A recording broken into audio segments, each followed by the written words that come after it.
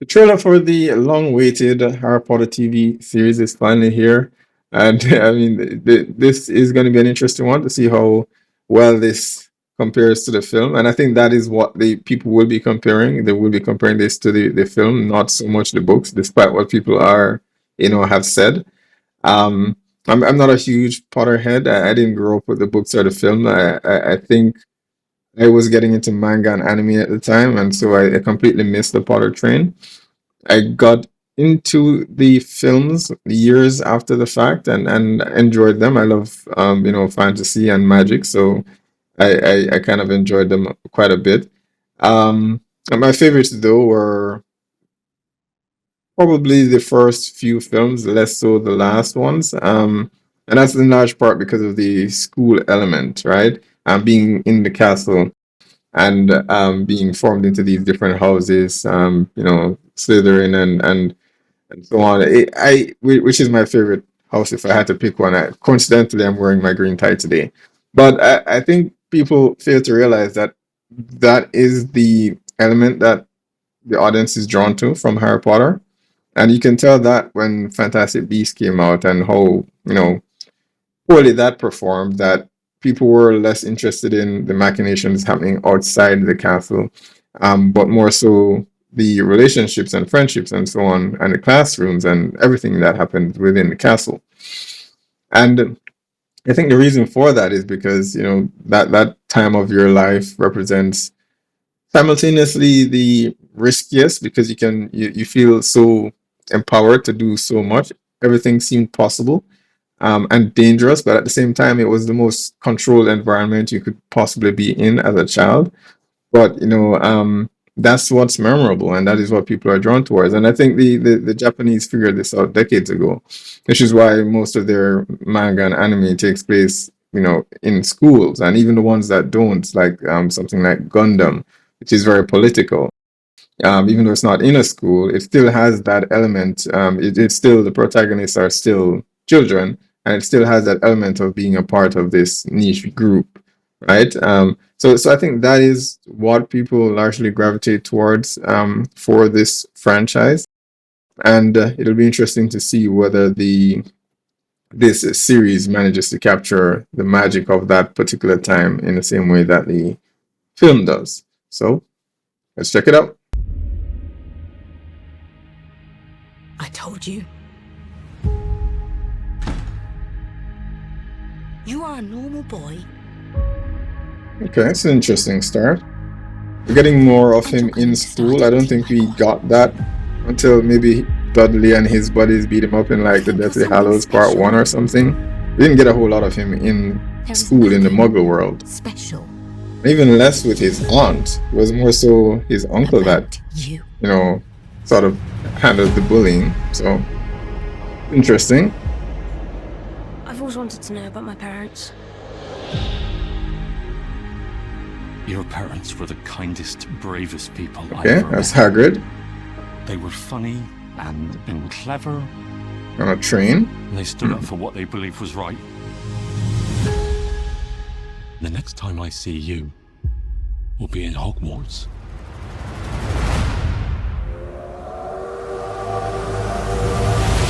Alright, the Weasleys are here.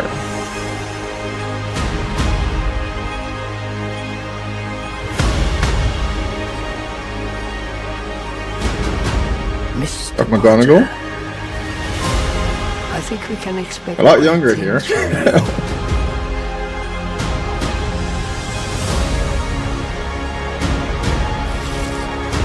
Malfoy, I assume.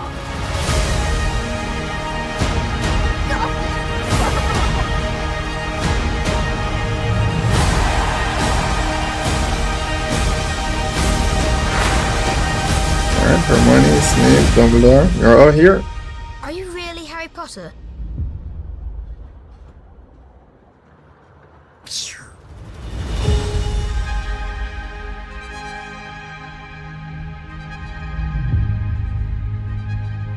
Right, so soon. I actually haven't been tracking when it was slated for release.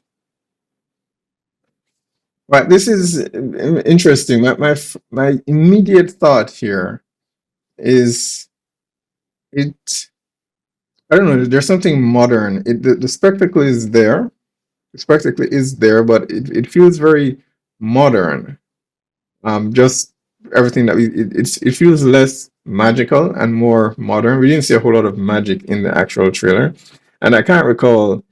I mean, it would have been ages ago. I can't recall the very first Harry Potter trailer for the Philosopher's Stone, whether it had any of that in it. But um, one of the things that I loved about the very first film is the practical effects, right? And in the way that this trailer is cut, I'm worried they're going to go more in special effects and less on practical. Because the trailer itself, again, the spectacle is there, the music, missing the iconic music, the iconic theme song for some strange reason here. I'm not sure if they're going to change it for the series, which would be a huge mistake, or they're saving it for some reason. I'm not sure, but the trailer just felt as though it's lacking magic. The sets and locations that they were on just felt a bit too modern, and maybe this was just a product of the time when the first film came out, where they're in the subway and it feels like it's in present day, and somehow that's taking me out of the experience.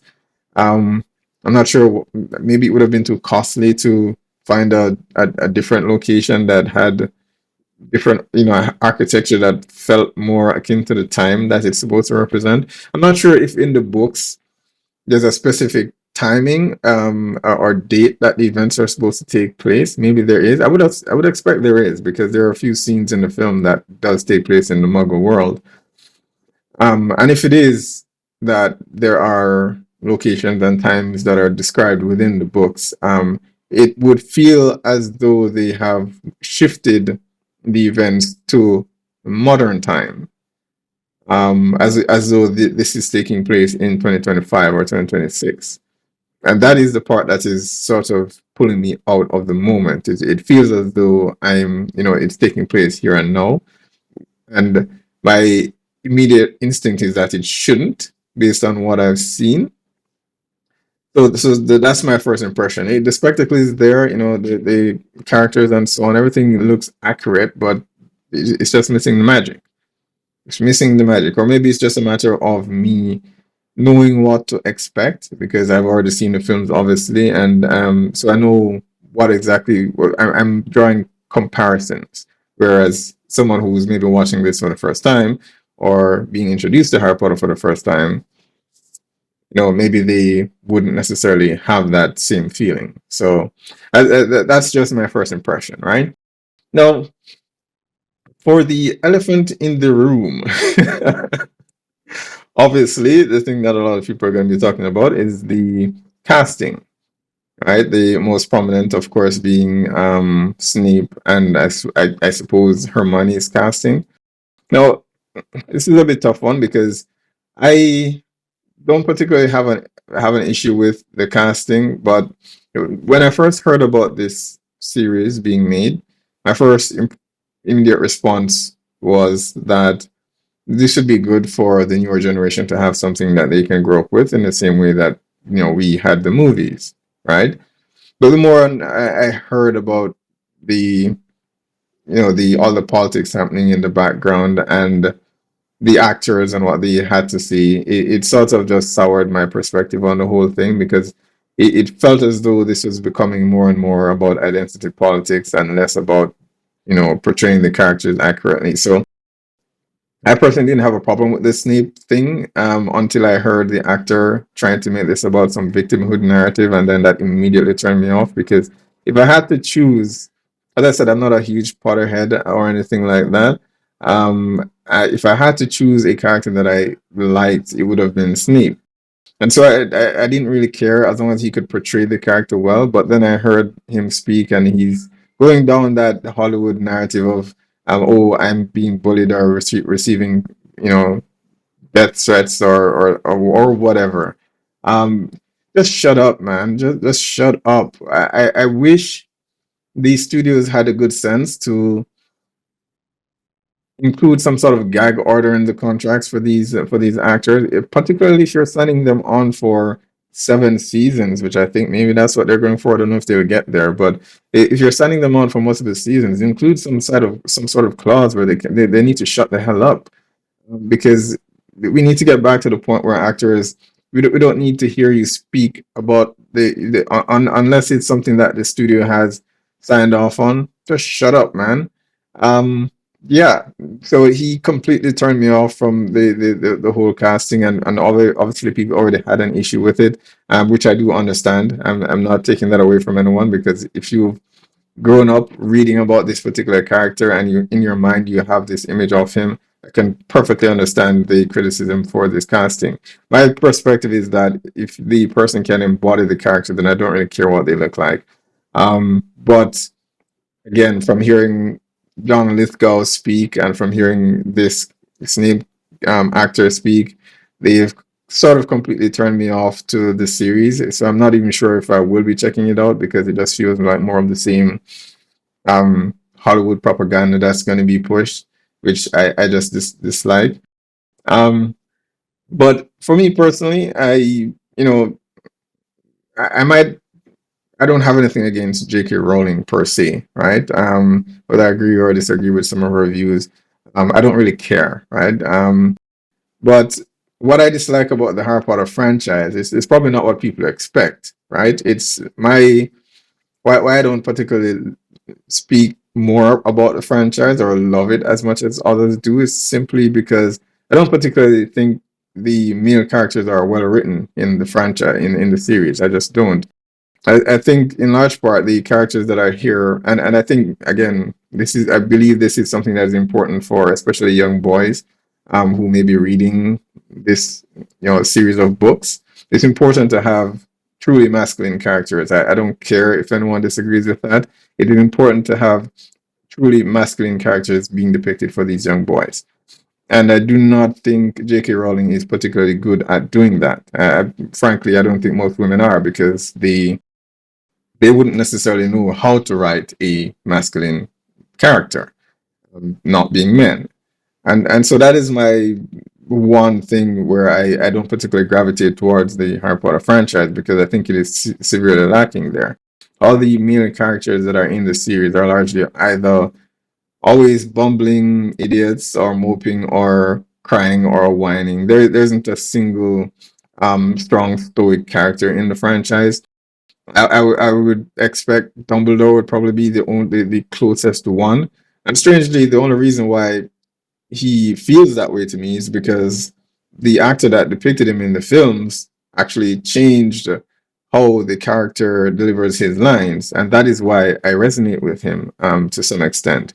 But I'm told the Dumbledore in the books is a lot more soft spoken, and I'm like, it's fine for the character to be stern and aggressive when necessary.